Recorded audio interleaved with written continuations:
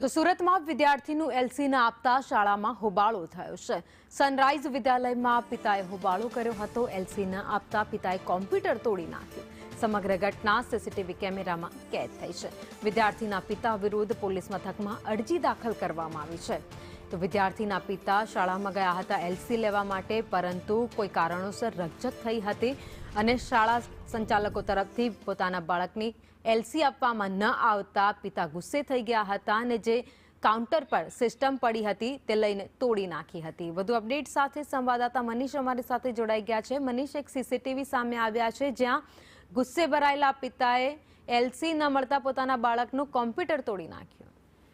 જી બિલકુલ, વાત કરીએ તો સુરતના દિંડોલી વિસ્તારમાં સનરાઈઝ વિદ્યાલય આવેલું છે। ત્યાં આગળ એક વાલીની દાદાગીરી સ્પષ્ટપણે જોવા મળી રહી છે। જ્યારે એલસીની માંગણી કરી હતી, પરંતુ કોઈ કારણસર સ્કૂલ સંચાલક સાથે બનાવ બન્યો હતો અને ઝઘડો થયો હતો।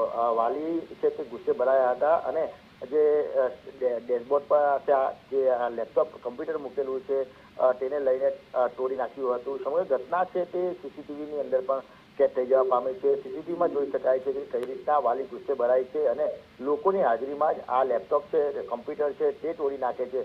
સમગ્ર મામલે અફરાતફરીનો માહોલ સર્જાય છે। જ્યારે જે સનરાઈઝ સ્કૂલના જે વિદ્યાલયના જે સંચાલકો દ્વારા છે તે તાત્કાલિક અસરથી દિંડોલી પોલીસ મથક પહોંચે છે, જ્યાં આગળ આ વાલી છે નીતિન કુમાર નરેન્દ્રભાઈ વિરુદ્ધમાં પોલીસમાં અરજી કરાઈ છે, જ્યાં અરજીના આધારે અને સીસીટીવીના આધારે દિંડોલી પોલીસે અત્યારે વધુ તપાસ હાથ ધરી છે। જી, આભાર માહિતી માટે।